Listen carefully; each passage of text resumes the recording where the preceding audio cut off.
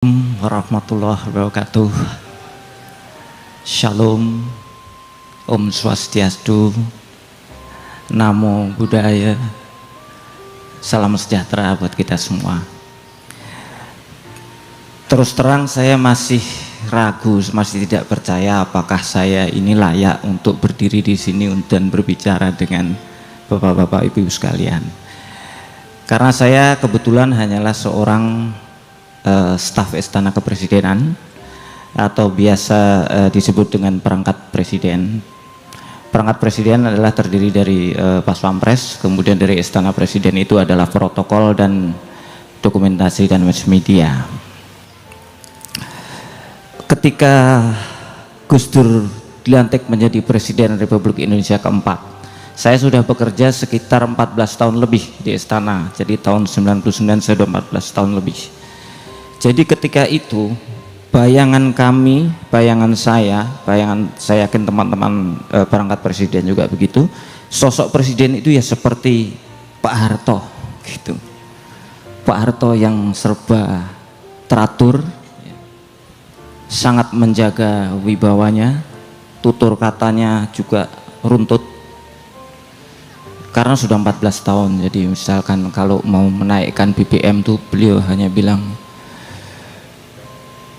karena neraca APBN daripada sudah mengganggu daripada semakin berat, maka diperlukan suatu langkah daripada untuk menyesuaikan harga. Begitu. Jadi yang terpati di kepala saya adalah sosok presiden seperti Pak Harto. Kalau Pak Habibie kebetulan relatif tidak begitu lama, jadi beliau menjabat. Yang saya ingat dari beliau itu kalau pidato itu podiumnya harus kita cek bahwa itu podium berdiri kokoh, kalau perlu kita paku ke bawah. Karena beliau kalau pidato itu selalu lendetan itu di podiumnya. Jadi gini, sambil kakinya begini-begini satu-satu.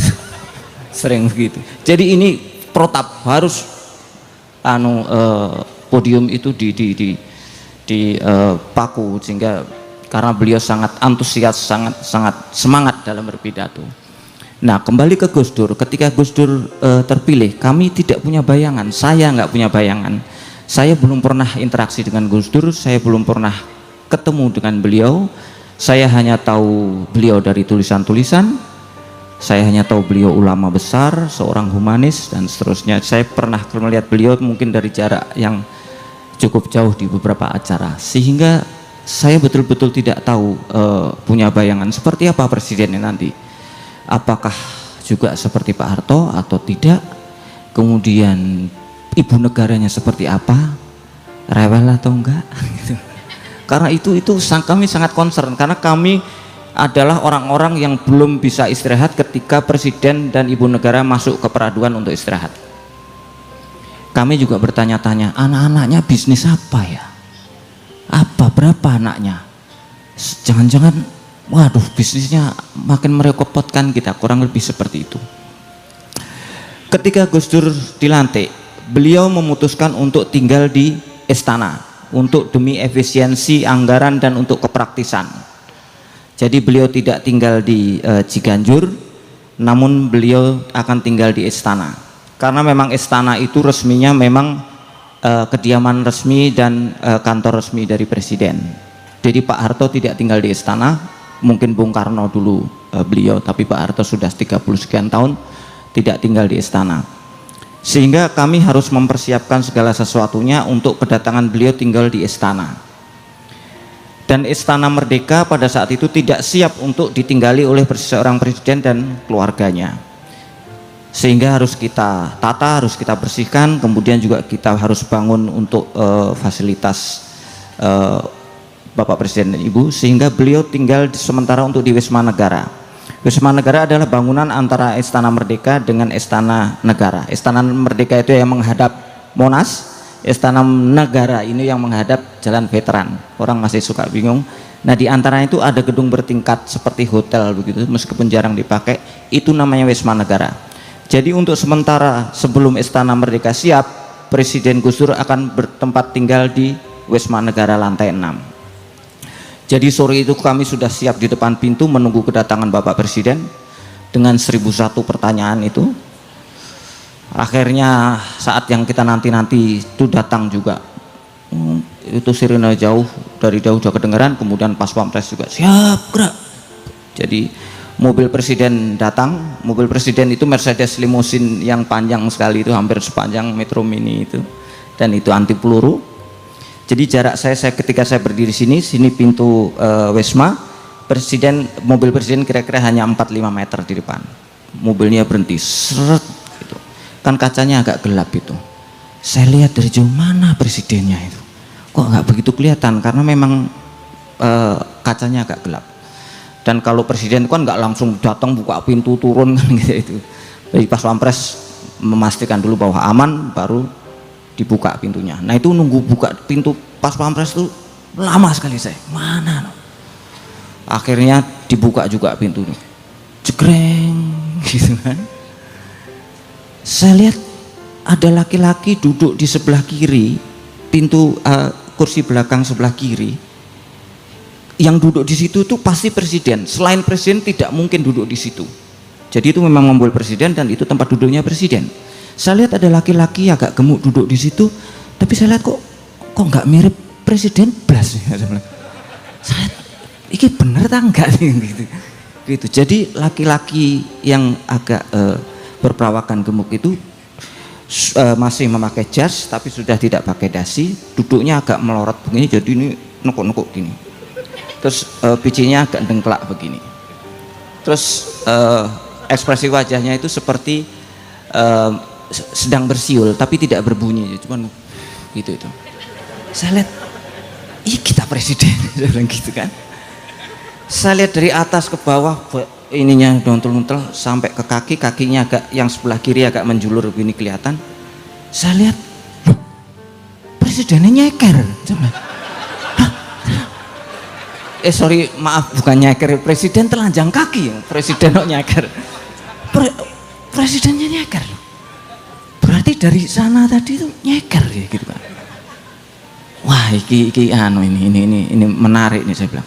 Kemudian saya lihat sebelahnya ada seorang perempuan berkerudung dengan warna pucat begitu, warna pastel, wajahnya ayu, kulitnya putih bersih gitu. Ini bukan karena ada sinta-sinta, tapi ini sumpah begitu itu. Dan wajahnya itu ramah, senyum, ngeliat ke orang gitu. Kontras sekali dengan laki-laki yang di sebelahnya gitu. Yang di sebelahnya itu cuek banget begitu. Saya bilang iki apa gitu. Kemudian perempuan di sebelah laki-laki tadi kemudian membisikkan sesuatu terhadap yang seorang laki-laki yang katanya presiden itu kan gitu. Begitu tanpa ekspresi, beliau tidak mantuk, tidak apa, hanya kakinya yang menjulur tadi terus begini nih. Begitu kena sepatu mak slep. Saya bilang wah ini apa ini? Satu kakinya juga begitu, satu slep gitu. Saya bilang alhamdulillah. Begitu. Jadi akhirnya kemudian presiden turun dari mobil dan beliau dibantu turun dari mobil oleh ajudan, sebelah digandeng sebelah kanan dan sebelah kiri kalau tidak salah dengan putri beliau yang nomor 2 Mbak Yeni. Mbak Yeni lari-lari mungkin dari mobil di belakangnya. Saya tahu memang waktu itu Gus Dur memiliki gangguan dalam penglihatannya, tapi saya baru pasti situ memang ternyata Gus Dur penglihatannya terganggu karena digandeng oleh 2 putrinya dan ajudan. Dan dengan langkah masih tetap dengan siul-siul yang tidak bunyi tadi itu begini santai. Tapi ketika berapa langkah belum masuk ke pintu, beliau berhenti dengan putrinya Mbak Yeni itu. Saya bilang loh ada apa berhenti gitu kan.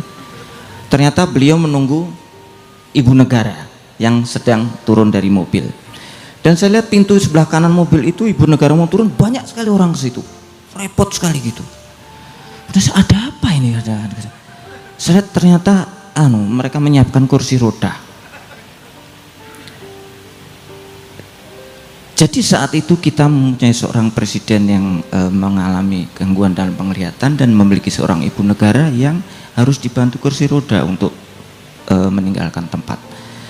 Malam itu saya hampir tidak bisa tidur. Saya mikir, apa Tuhan mau untuk negara ini?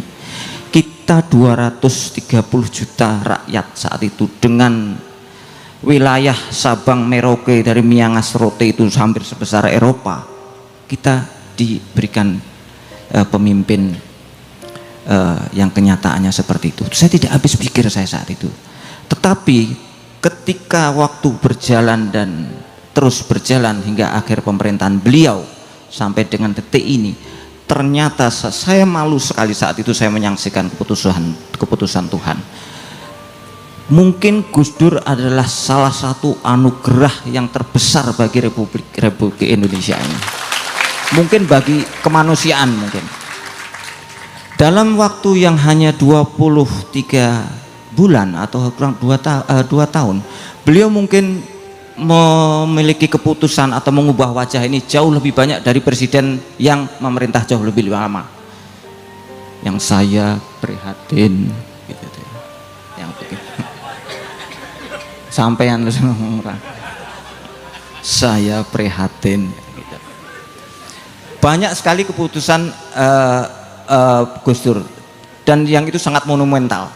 Katakanlah dalam proses demokratisasi beliau mencoret Departemen Penerangan, di mana dulu sebagai kontrol terhadap media massa, pers, public opinion. Dengan menghapus Departemen Penerangan, beliau membebaskan setiap penerbitan bisa terbit.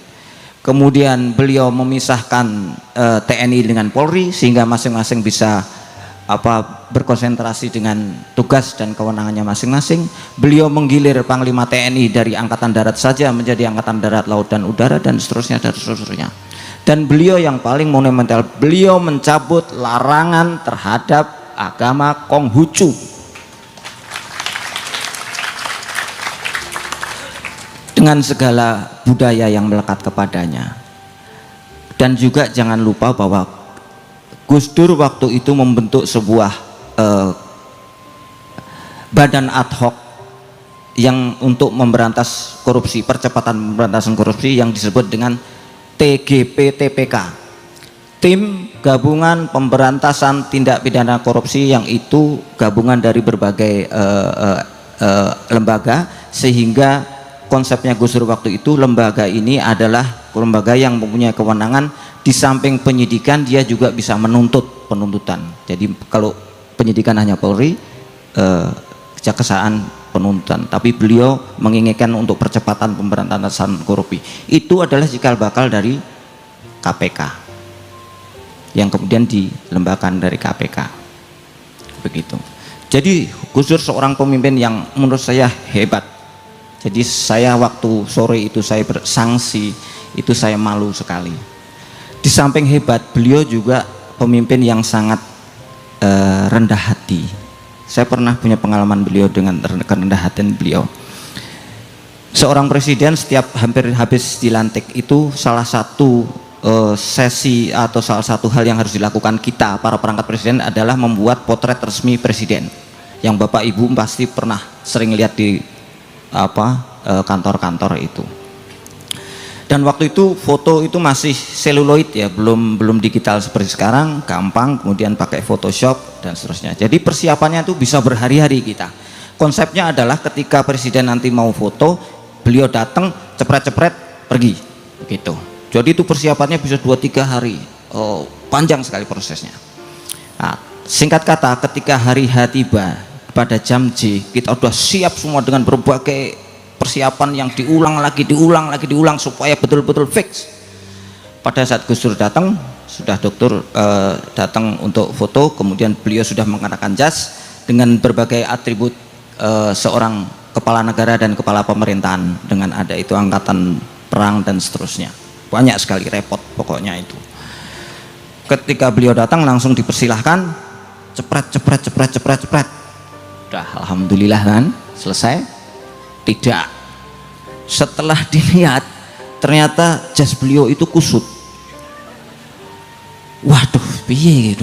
Kemudian coba ditarik-tarik. Saya ingat Mbak Yeni dan sekretaris presiden waktu itu Ibu Ratih Harjono berusaha membuat keajaiban dengan dengan menghaluskan jas itu. Coba lagi tidak berhasil, coba lagi tidak berhasil. Kemudian anu saja, kemudian Mbak Red ngomong, ini gampang saja, udah disetrika jasnya. Oh ya, masuk akal ya, setrika dulu. Tapi masalahnya yang mau disetrika ini jasnya presiden, ya kan? Dan itu penuh dengan tanda yang harus dilepas. Waduh, gimana? Ya sudah, cepat. Kamu salah satu cari setrika. Wah, udah teman saya lari itu dari orang protokol cari setrika. Dan ingat saat itu istana masih belum pernah tinggali oleh presiden. Jadi kami para perangkat presiden tidak siap dengan kebutuhan sehari-hari seperti itu. Jadi saya berdoa muga-muga koncoku dosane ora kaken. Nyari setrika di istana itu bukan masalah sepele. Saya bilang ini pasti presidennya marah. Ini presiden disuruh nunggu setrika ya model apa? Wah lari kan teman saya itu, terus jasnya dilepas beliau, ininya dilepas satu persatu karena kan mau disetrika jadi harus dilepas. Tapi saya lihat presidennya nggak marah. Presiden cuma duduk, kemudian ditemenin putrinya, kemudian ada ajudan, kemudian beliau ditawari minum teh, beliau minum teh. Santai saja, tidak ada wajah cemburu, tidak ada wajah jengkel sama sekali. Tapi itu lama sekali saya nunggu sang setrika ini. Akhirnya datang juga teman saya tuh, kemprobius nggak karu-karuan itu, dengan ditemani ada pramu bakti itu pelayan kita istilahnya pramu bakti. Teman saya itu bawa setrika, yang pramu baktinya itu bawa meja setrika yang kembang-kembang itu dikekep gini. Jadi kalau dari jauh kayak orang dansah gitu, orangnya kecil gitu. Udah cepet-cepet pasang setrikanya pasang, udah upacara setrika bisa dimulai. Ternyata belum kabel ora tekan. Waduh, mati ya. Kabel lari lagi dia. Udah. Saya bilang ini sekali lagi semaput ini teman saya betul. Saya bilang ini pasti presiden marah saya. Kalau sekarang nggak marah kebangetan. Lah gimana coba, Presiden Republik Indonesia itu kepala negara sekaligus kepala pemerintahan. Beliau panglima tertinggi atas angkatan perang dengan rakyat 230 juta. Disuruh nunggu setrika tadi, sekarang kabel. Saya kalau jadi presidennya ini orang-orang istana udah tak suruh kerja rodi 20 tahun. Lari lagi, wah, akhirnya dapat juga datang kabelnya. Akhirnya setelah disetrika beliau menunggu, akhirnya bisa dipasang lagi, halus, jadilah foto yang seperti panjenengan lihat sekarang gitu.